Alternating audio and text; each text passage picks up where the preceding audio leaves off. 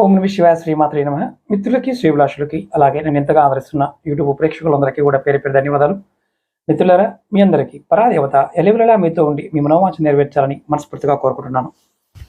ఈరోజు మనం కాలాష్టమి అంటే పాల్గొన్న మాస కృష్ణపక్ష అష్టమి మార్చి 11, 2026.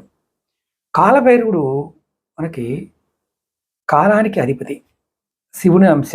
జాతకంలో ఎవరికైనా సరే శని రాహు దోషాలు ఉన్నవారు, శత్రు భయాలతో ఉన్నవారు ఈరోజు చేసే పూజ చాలా శక్తివంతంగా పనిచేస్తుంది. ఈరోజు సాయంత్రం ముఖ్యంగా చేయవలసిన అద్భుతమైన పరిహారాలను మీకు ఈరోజు ఈ వీడియోలో చెప్తాను, తేలికైనవి.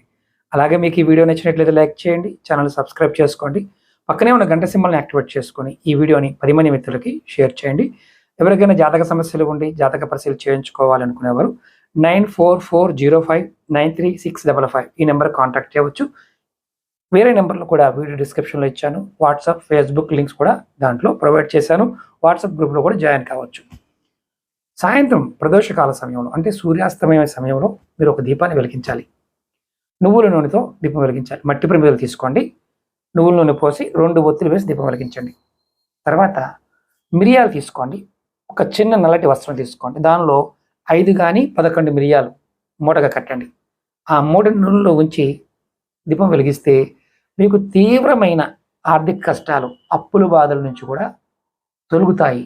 అంటే ఎన్నో సంవత్సరాల నుంచి బాధపడుతున్న బాధలు కూడా ఇలా మనం ఈ సమయంలో చేస్తే, సాయంత్రం పూట చేస్తే ఫలితం ఉంటుంది. అలాగే ఈరోజు భైరవ అష్టకం పఠనం చేయండి. సాయంత్రం పూజా గదిలో కూర్చొని కాలభైరవ అష్టకం పఠించండి. ఒకవేళ చదవడం రాకపోతే వినడం అన్నా చేయండి. మీ మనసులో భయాన్ని పోగొట్టుకుని ఆత్మవిశ్వాసాన్ని పెంచుకోవడానికి ఇది సరైన సమయం. అలాగే ఈరోజు వీలైతే నల్ల కుక్కకి ఆహారం పెట్టండి. కాలభైరవుని వాహనం కుక్క కాబట్టి ఈరోజు సాయంత్రం నల్ల కుక్కకి పాలు, పెరుగు లేదా పెరుగు అన్నం కానీ బిస్కెట్లు కానీ తినిపించండి. ముఖ్యంగా వీధి కుక్కలకి ఆహారం పెడితే శని యొక్క దోషాల ప్రభావం చాలా వరకు తగ్గుతుంది. అలాగే బెల్లం నైవేద్యంగా పెట్టడం చాలా ఇంపార్టెంట్. స్వామివారికి సాయంత్రం బెల్లంతో చేసిన పరమాన్నాన్ని నైవేద్యంగా పెట్టి ఆ ప్రసాదాన్ని పేదలకు పంపిణీ చేసినా, లేదంటే కుటుంబ సభ్యులు పనిచేస్తున్న వారికి ఎవరికైనా ఇచ్చినా, మీరు చేస్తున్న పనుల్లో ఆటంకాలు ఉంటే తొలగి విజయం లభిస్తుంది. నియమాలు ఏంటంటే ఈరోజు వీలైతే మాంసాహారం తినకుండా ఉండండి, మద్యం తీసుకోకుండా ఉండండి, స్వాతిక ఆహారం తీసుకోండి, ఎవరితో గొడవ పడవద్దు, కోపానికి లోనవ్వకుండా శాంతంగా ఉండే ప్రయత్నం చేయండి. ఎందుకంటే కాలానికి అధిపతి కాబట్టి సమయాన్ని మీరు వృధా చేయకుండా క్రమశిక్షణతో ఉండి అద్భుతమైన ఫలితాన్ని పొందుతారు. మీరు ఎవరైనా సరే ప్రయత్నపూర్వకంగా చేయండి. ఓం నమః శివాయ శ్రీమాత్రే నమః.